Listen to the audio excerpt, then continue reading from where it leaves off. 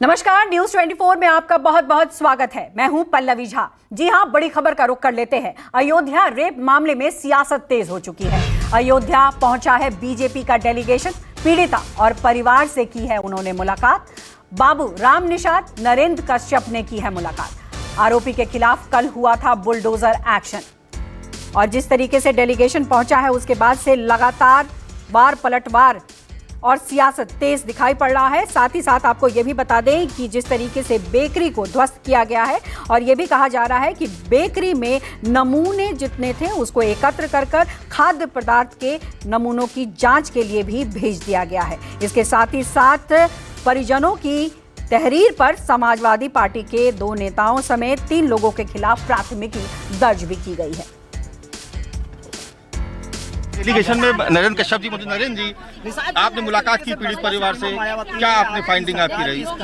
अभी चूंकि बच्ची की माता से बात हुई है, बच्ची से बात करना है, अधिकारियों से बात करना है। इतना तय है कि जो भी अपराधी इसमें शामिल हैं वो दुर्दांत हैं, हैबिचुअल हैं, जानबूझकर दबाव में लेकर ये संयुक्त रूप से उन्होंने गैंगरेप किया है। गैंग रेपिस्ट को एक को भी हर व्यक्ति को सजा मिलेगी। हम फांसी के तख्ते पर ले जाने में हमारी पार्टी, हमारी सरकार काम करेगी। इस सारी घटना की जानकारी हम पार्टी हाईकमान को देके इस पे और आवश्यक कार्रवाई क्या क्या हो सकती है उस पर विचार करें। सर, ये नार्को टेस्ट, डीएनए टेस्ट की बात हो रही समाजवादी पार्टी की तरफ से। समाजवादी पार्टी के नेताओं को शर्म करनी चाहिए कि 12 साल की बच्ची के साथ गैंगरेप हो गया, प्रेग्नेंट हो गई, वो डीएनए की बात कर रहे हैं, वो जांच की बात कर रहे हैं। समाजवादी को निंदा करनी चाहिए थी। समाजवादी पार्टी के नेताओं को पार्टी से निकालना चाहिए था। समाजवादियों को जवाब देना पड़ेगा कि एक बच्ची के खिलाफ इतना बड़ा अपराध हो गया और वो डीएनए की बात करेंगे। प्रदेश की जनता देख रही है।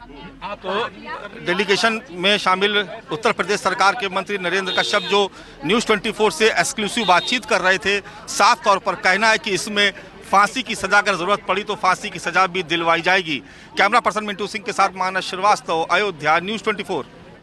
और इसी बड़ी खबर पर हमारे संवाददाता मानस जुड़ गए हैं। आइए सीधे उनका रुख करते हैं। मानस, अभी आप बात कर रहे थे और जिस तरीके से बयानबाजी हो रही है और ताजा बयान जिस तरीके से बीजेपी प्रतिनिधि मंडल का आया है कि फांसी की सजा दिलाई जाएगी, सवाल ये उठता है कि जिस तरीके से सपा आरोप लगा रही है कि डीएनए नार्को टेस्ट की बात कर रही है, वहीं पर बीजेपी प्रतिनिधि मंडल कह रहा है कि वो जो है कहीं ना कहीं इसमें देरी हुई और कहीं ना कहीं जो एक्शंस हो रहे हैं उसको लेकर से सजा दिलाई जाएगी। लेकिन सवाल यह है कि जिस तरीके से आरोप प्रत्यारोप हो रहा है उसको किस तरीके से देखा जाए। बेशक अभी उपचुनाव की घोषणा नहीं हुई है, लेकिन जिस तरीके से यह पूरा मामला सियासी रंग लेता हुआ दिखाई पड़ रहा है, यह किस तरफ लेकर जाएगा आगे की राजनीति को?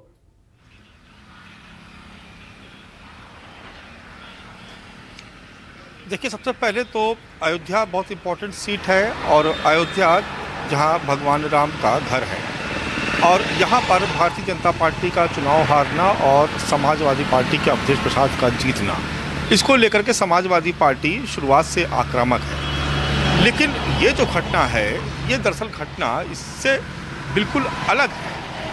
ये अलग बात है कि इसको सियासी जामा पहनाया जा रहा है दोनों ही सियासी दलों की तरफ से, लेकिन एक गैंग रेप की पीड़िता एक 12 साल की बच्ची है। जो गैंग रेप का आरोपी है वो एक मुस्लिम है, वो समाजवादी पार्टी का नेता है और समाजवादी पार्टी का नेता है, बड़ा नेता है। अवधेश प्रसाद का करीबी बताया जाता है। अवधेश प्रसाद वर्तमान में सांसद हैं, उनके साथ तमाम सारी फोटोएं वायरल हो रही हैं। ऐसे में भारतीय जनता पार्टी के लिए एक मौका हो सकता है, लेकिन जो कार्रवाई इसमें हो रही है वो निश्चित तौर पर उस कार्रवाई की दरकार बहुत पहले थी। यानी मुख्यमंत्री के आवास तक ये बात पहुँचे उससे पहले ही यहाँ की स्थानीय पुलिस और स्थानीय प्रशासन को इस पर संज्ञान लेना चाहिए था। लेकिन जब ये मामला मुख्यमंत्री के घर तक पहुँचा तब मुख्यमंत्री ने बुला करके रेप पीड़ित परिवार से मुलाकात की। मुलाकात करने के बाद उनकी जो तेवर सदन में दिखाई पड़े, उसके बाद पुलिस एक्शन में आई। तत्काल एफआईआर दर्ज हुई। एफआईआर दर्ज होने के बाद गिरफ्तारियाँ हुई और कल जो बेकरी जिसको बताया जा रहा है कि अवैध रूप से वो बनाई गई थी, उस पर बुलडोज़र की कार्रवाई हुई। कल कैबिनेट मंत्री संजय निषाद यहाँ पर आए थे, वो बात करते करते रोने लगे। आज बीजेपी की तरफ से एक डेलीगेशन भेजा गया। वो उस डेलीगेशन में उत्तर प्रदेश सरकार के मंत्री नरेंद्र कश्यप और दूसरे भारतीय जनता पार्टी के राज्यसभा सांसद बाबूराम निषाद, चूंकि लड़की जो है वो निषाद समाज से जुड़ी हुई है, बाबूराम निषाद यहाँ पर उनको भेजा गया। अभी जांच पड़ताल हुई है, बातचीत हुई है। अब आसपास के लोग बता रहे हैं कि मोहित खान बेहद दबंग किस्म का व्यक्ति था।